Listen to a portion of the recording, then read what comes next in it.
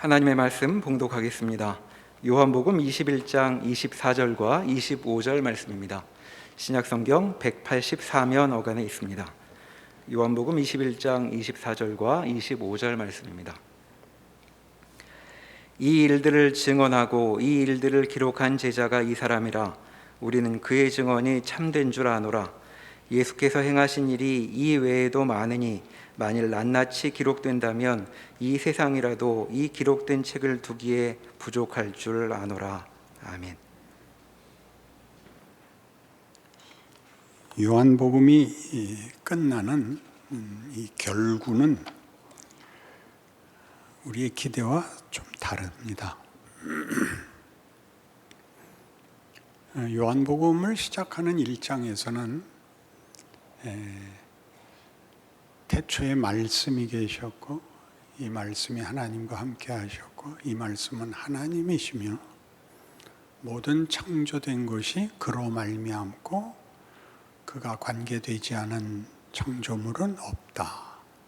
그는 생명이며 우리의 빛이며 그는 우리 가운데 거하시는 임마누엘이시며 그의 존재는 영광스럽고 그 안에는 은혜와 진리가 풍성했다라고 1장은 뭐라고 얘기할 수 없는 그 놀랍고 경이롭고 그리고 찬란한 하나님의 권능과 그 주인됨과 우리를 향한 간섭과 부르심으로 시작합니다. 그래 놓고 복음서 내내 주께서 행하신 일들이 기록되고 십자가를 지시고 죽으시고 부활하시고 승천하십니다. 우리가 보기에는 복음서를 볼 때마다 예수님이 얼마나 큰 권능을 가졌는가가 우리의 주의를 끌고 더 많은 기적, 더 많은 놀라움, 더 많은 증거가 있기를 바랍니다. 그런데 오늘 우리가 본문에서 보다시피 그가 행하신 일을 낱낱이 기록하면 그 책을 이 세상이라도 감당할 수 없을 만큼 많이 하셨으나 여기 복음서에서 얘기한 정도로 그것은 충분하다 이렇게 말하는 셈입니다. 그러니 복음서에 기록된 사건들만이 더 특별하고 대표적이다라고도 이해할 수 있고 하나 더 가자면 진정한 우리의 감탄을 자아내는 결론은 이런 기적적인 행사가 아니라 다른 데 있다라고 얘기하는 셈입니다. 그 다른 것이 무엇일까요? 무엇이 사도 요한으로 하여금 예수님의 생애를 1장에서 이 복음서의 시작에서 풀어놓은 것 같은 웅장함과 권세와 영광에 관한 것을 증명하는 것들, 우리 말하자면 가나 혼인잔치에서 포도주를 만든 것, 중풍병자를 고친 것, 눈먼 자를 고친 것, 죽은 나사로를 살리신 것, 폭풍이 일어난 바다에서 바다를 잠잠케 하신 것들로 설명하는 것보다 더 큰 의미가 있단 말인가라고 궁금증을 자아냅니다.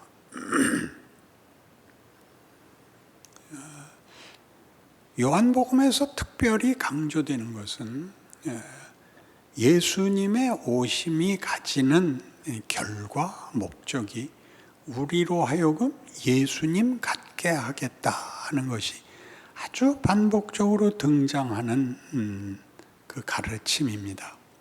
예를 들면 요한복음 14장 같이 나를 믿는 자는 저도 나와 같은 일을 할 것이요 이보다 더 큰 일도 할 것이다 같은 것들이 대표적이고 너희가 누구 죄든지 사하면 그 죄는 사함을 받고 너희가 누구 죄든지 놔두면 그냥 놔둔 대로 그 사람의 저주가 된다 하는 것도 그렇습니다. 놀랍지 않습니까? 마태복음에서는 베드로에게 교회를 약속하시고 너희가 땅에서 무엇이든지 매면 하늘에서도 매이고 너희가 땅에서 무엇이든지 풀면 하늘에서도 풀린다. 같은 이런 예수님이 하셨던 일이 우리에게 이렇게 이어오는 승계되는 놀라운 결론을 복음서들은 약속하고 있습니다. 이 부분이 우리가 제대로 그 예수를 믿는다는 고백이 갖는 신분과 지위와 운명과 그 영광에 대해서 부족한 점이라고 생각합니다. 생각해 보면 예수님께서는 요한복음에서 가장 중요한 장은 17장인데 17장에서 이제 죽음을 앞두시고 대제사장 기도를 하십니다. 우리를 위하여 하나님 아버지께 기도를 하죠. 그 기도의 핵심이 뭐냐 하면 아버지와 내가 하나인 것 같이 저들도 하나가 되어 우리 안에 있게 하옵소서입니다. 아버지께서 나를 보내신 것 같이 나도 저희를 보냅니다.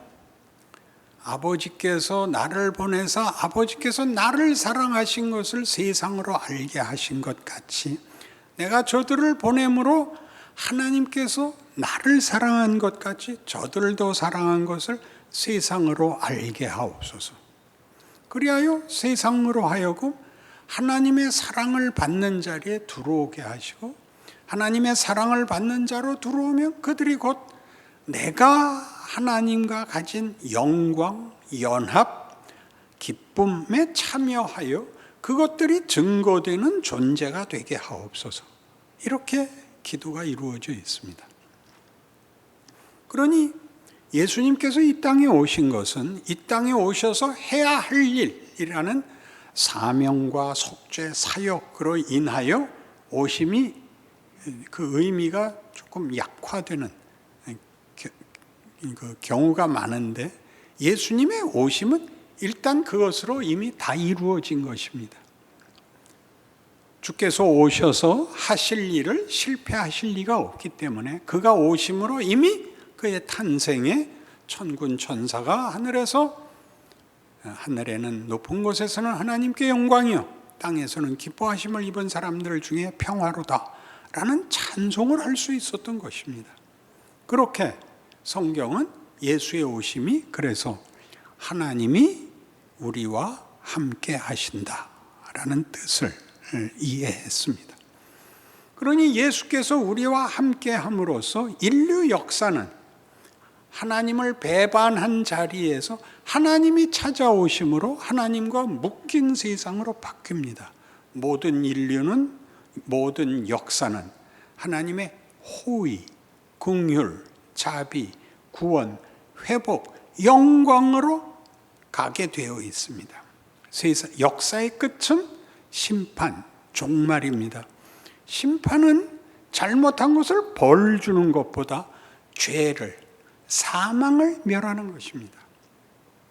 예수께서 생명이시라고 소개되는 것은 생명이란 죽음과 대조되는 정도의 의미가 아니라 존재가 부요하고 풍성하고 충만하고 아름답게 커가는 것, 끝이 없는 충만을 얘기하는 것이 생명입니다. 사망이란 다만 살다가 죽고 마는 것이 아니라 모든 그의 삶이 허무하고 헛되고 거짓되고 결과가 없는 것이 사망입니다.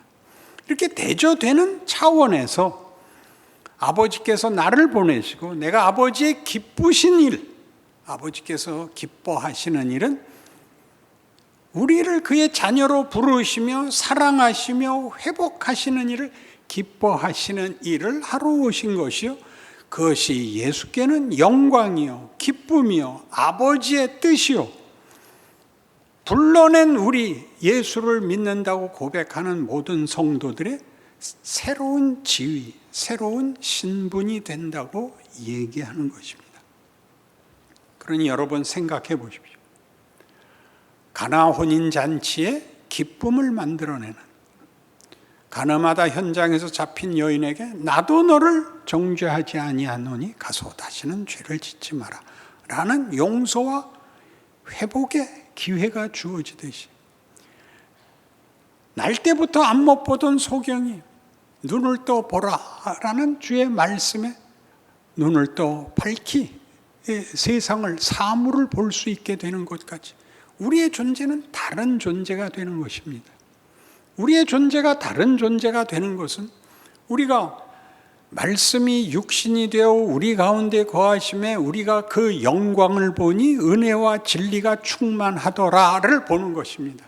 은혜와 진리는 은혜를 받고 진리를 믿는 어떤 조건, 책임으로서가 아니라 우리가 알고 있는 모든 개념들이 바뀌는 것이죠. 행복이 우선 바뀝니다. 승리가 바뀌고 성공이 바뀌고 의롭다든가 자랑한다는 것들이 다 바뀌죠. 예수님의 자랑은 자신을 내어주는 것이었습니다. 이 세상 나라에서는 위에 앉은 자들이 아래 있는 자들의 섬김을 받지만, 내 나라에서는 윗사람이 아랫사람을 섬기는 나라니라. 섬기는 것이, 사랑을 받는 것이 아니라 사랑을 하는 것이 복이라고 가르칩니다. 은혜와 진리가 충만하지요. 우리는 계속 어디로 가고 있느냐 하면 이 지위가 아니라 일어난 개별 사건들이 우리 인생에서 일어나면 싶은 것입니다. 병이 낫고, 자식들이 잘 되고, 사람들 앞에 큰 소리 칠 수 있고, 누구를 만나든지 관세 받지 않고, 자랑할 자존심이 지켜지고, 걱정할 일이 없는 인생을 사는 것들, 부러움을 받는 그런 것들은 다 성육신 속에는 들어갈 자리가 없는 것입니다. 그는 기꺼이 고난받으러 옵니다. 우리가 놀라는 이 하나님의 뜻을 이루려고 오신 예수님은 그 많은 권능을 행했음에도 불구하고 왜 요한복음 저자는 그런 사건들은 아무리 많이 있어도 그것 자체로 큰 의미를 더 가질 필요 없다. 그는 그런 것으로 자신의 힘을, 자신의 사명을 그것으로 해결하지 않았다. 우리 이사야 53장에서 보는 것 같은 메시아에 대한 예언입니다. 우리의 전한 것을 누가 믿었느냐? 여호와의 팔이 네게 나타났느냐? 그는 자라나기를 연한 순 같고 마른 땅에서 나온 줄기 같아서 고운 모양도 없고 풍채도 없은즉 우리의 보기에 흠모할 만한 아름다운 것이 없도다였습니다. 놀랍지 않습니까? 여러분들이 가장 못 견디는 것 아닌가요? 아무것도 아닌 것으로 살아야 되는 것이 예수를 믿는다는 고백과 복음서에 기록된 나를 믿는 자는 내가 하는 일을 저도 할 것이요 이보다 큰 일도 하리라는 기대와 너무 상반된다고 느끼는 거죠. 우리가 하고 있습니다. 뭐죠? 아무도 모르는 거죠. 예수님을 그들은 도수장에 끌려가는 양 정도로밖에 취급하지 않았고 자기 죄 때문에 벌받는, 하나님 앞에 벌받는 죄인으로 여겼다는 것입니다. 우리가 거기 있죠. 우리가 세상에 나가서 실컷 받는 대접이 뭐죠? 예수 믿는다며? 그거 아닙니까?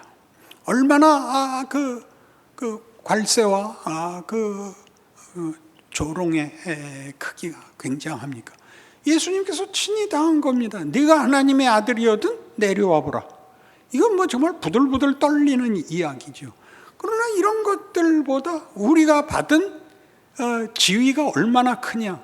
예수님이 오심으로 세상은 드디어 죄와 사망에서 벗어나게 됩니다.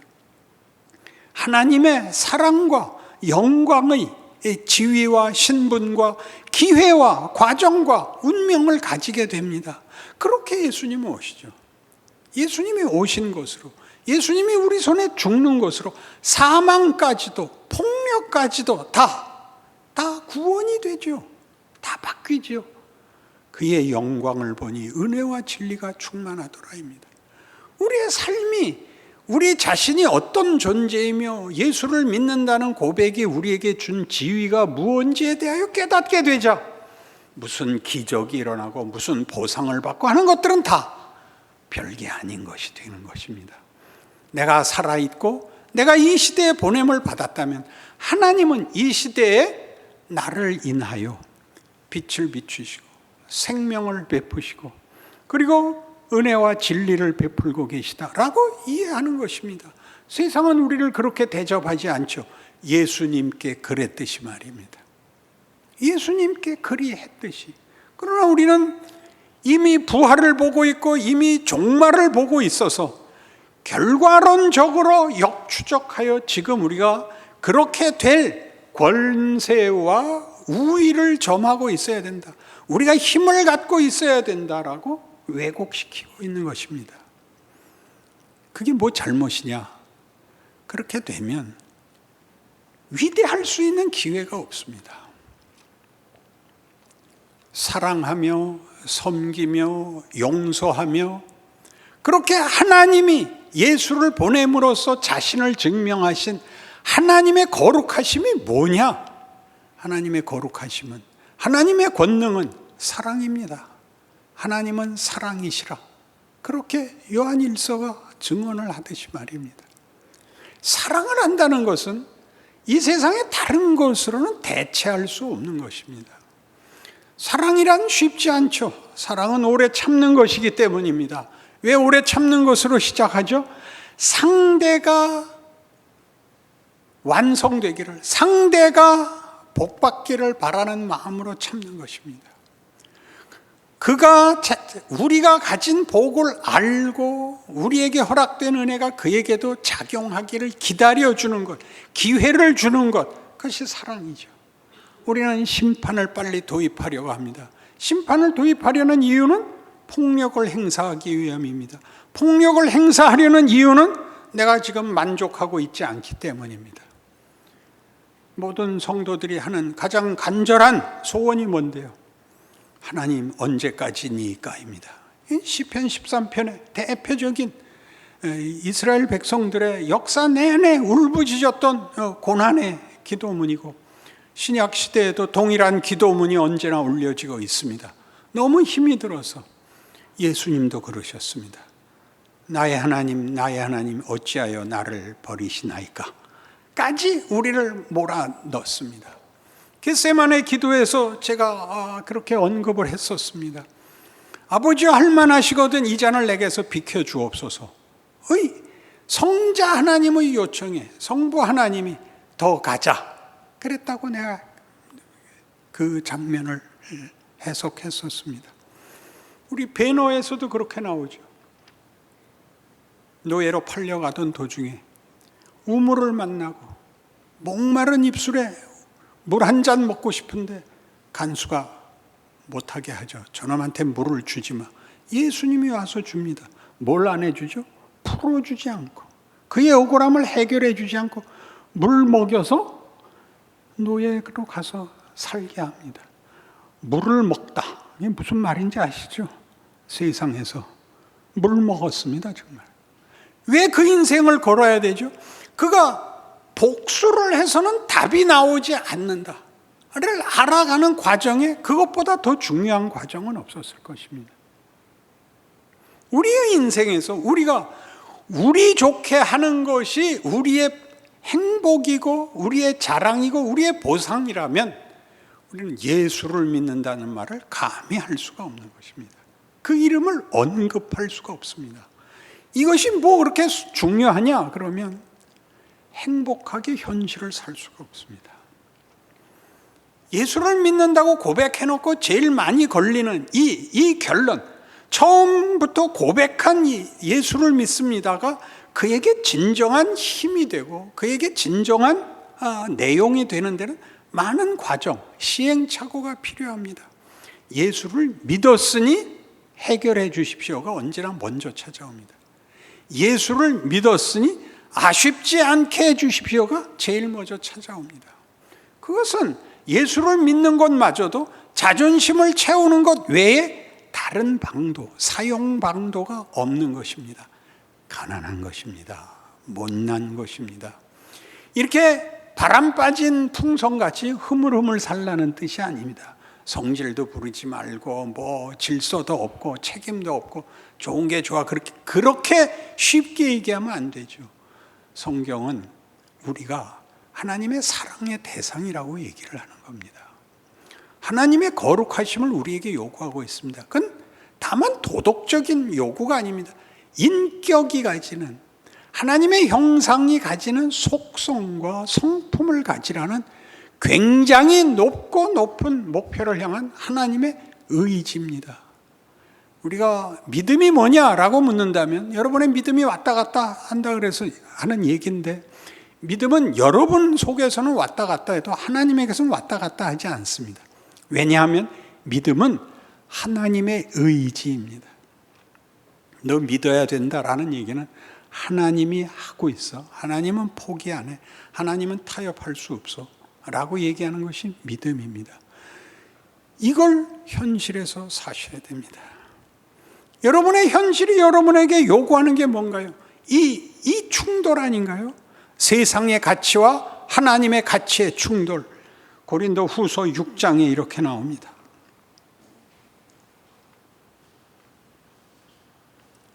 신약 성경 291페이지쯤 있습니다.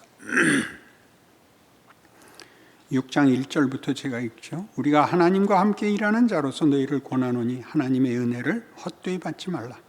이르시되 내가 은혜 베풀 때에 너에게 듣고 구원의 날에 너를 도왔다 하셨으니 보라 지금은 은혜 받을 만한 때요 보라 지금은 구원의 날이로다.